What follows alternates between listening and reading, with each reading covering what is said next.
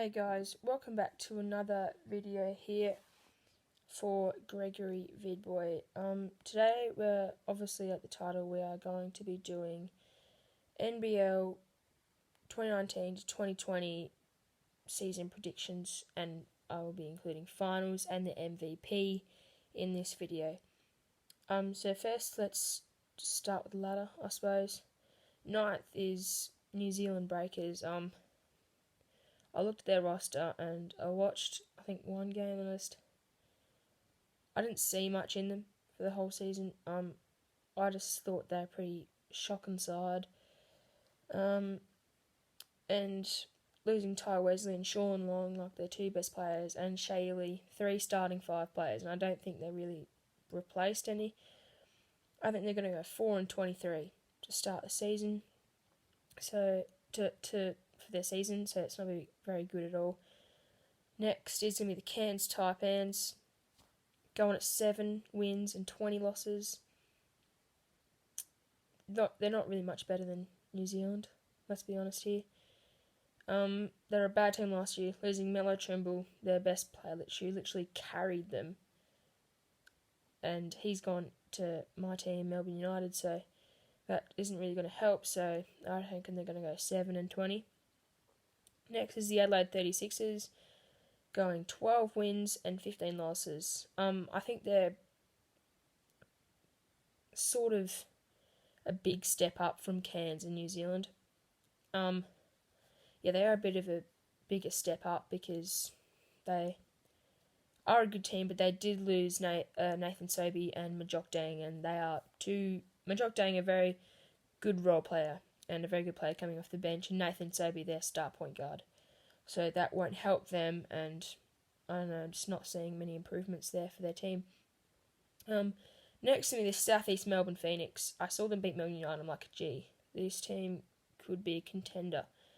I saw they had Mitch Creek, and he's like a former NBA player, so he's good. And I saw they had a few different bits and pieces in there, so they're actually a solid team. Like, I think their roster is fairly big. Like, they use a lot of players, and that's good. So I reckon they're going to go 13-14. So 13 wins and 14 losses. They're going to be a decent side this year. So, yeah. Next, at the 5th position is Illawarra Hawks. They did get a lot higher than I thought they would. They weren't much of a team, but adding Josh Boone and LaMelo Ball, I think, will really help them because they were sort of struggling for point guards, and they're going to get a lot of rebounds, I think, this year with either Josh Boone or AJ Ogilvy coming off the bench. But, yeah, I think they're going to go 13 wins and 14 losses, just above Southeast Melbourne Phoenix by percentage. So, still not a positive record, but a big improvement from last year. 4th position, first team getting into the finals, is Sydney Kings. Same position they were, a position lower what they were last year. They lost Jerome Randall and they added Casper Ware, so pretty level there. But really just leveling out. I think that they didn't make many improvements, so they're just pretty much going to stay in the same spot. And there was one team that really, really improved, so that's why Sydney Kings are going down. And they're coming in at 16 wins and 11 losses. Once again, a big improvement from Illawarra and Southeast Melbourne, so that's why they're getting 3 wins extra. Next is my beloved team, Melbourne United.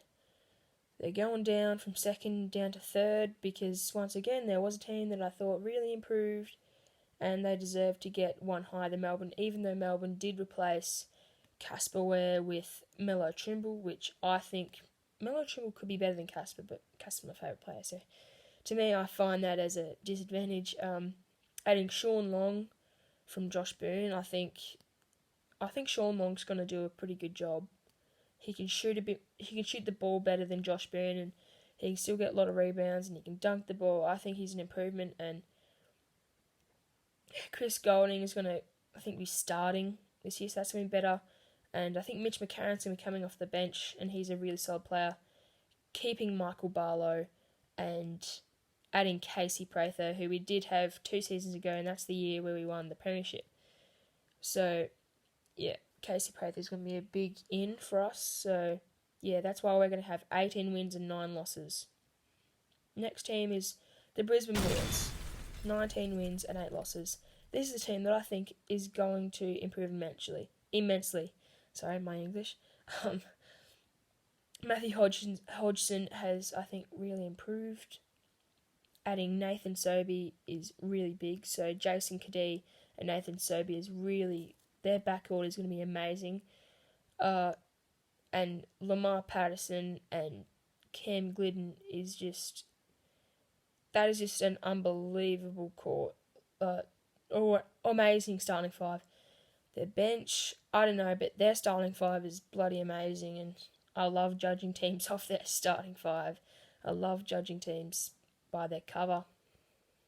But yeah, they're a big improvement. If they can get some chemistry going, they're going to be a great team. So they're going 19 wins and 8 losses. And first again is going to be the Perth Wildcats at 20 wins and 7 losses. They're just unbelievable at home. So Perth unbelievable at home. So they're going to be really hard to beat. And keeping their side, I think they're just going to get a lot more chemistry. So I think that's going to improve them a lot. The finals. I think Perth are going to beat Sydney 2-0 pretty easily. So Perth are going to go into the granny pretty easily. Then we're going to have Brisbane v Melbourne. And I think they're going to get a lot of chemistry going. I don't think Brisbane will get the chemistry because, I don't know, I think Nathan Soapy loves to run his own team, so I don't think that's going to work. I think Melbourne are going to win 2-1. So Melbourne are going to be grand final rematch against Perth. And Perth are going to win the series 3-2. One game closer are Melbourne, but still disappointing for me because predicting my own team to lose in the last game of the season. And yeah, so Perth are going to be champions. Finals MVP is probably going to be Tariko White or Bryce Cotton. There's no really, or Nick Hay. There's 3 blokes and that's pretty much it for them. MVP. This is one of the hardest things for me to judge. I don't know. My third for MVP was probably going to be Chris Goulding. I thought he was just going to have a stellar season this year. I don't know. That's just me. Second is going to be Tariko White. I think he's just going to improve immensely off last season. And first, going to back-to-back, Andrew Bogut. He's... You know what I've just thought of? Mitch Creek. Nah, it's over. Mitch Creek is winning the MVP for this year. Mitch Creek winning the MVP. Subscribe down below. Subscribe and comment down below if you think I'm right. And comment nicely if you think I was wrong and what I can improve on and stuff like that.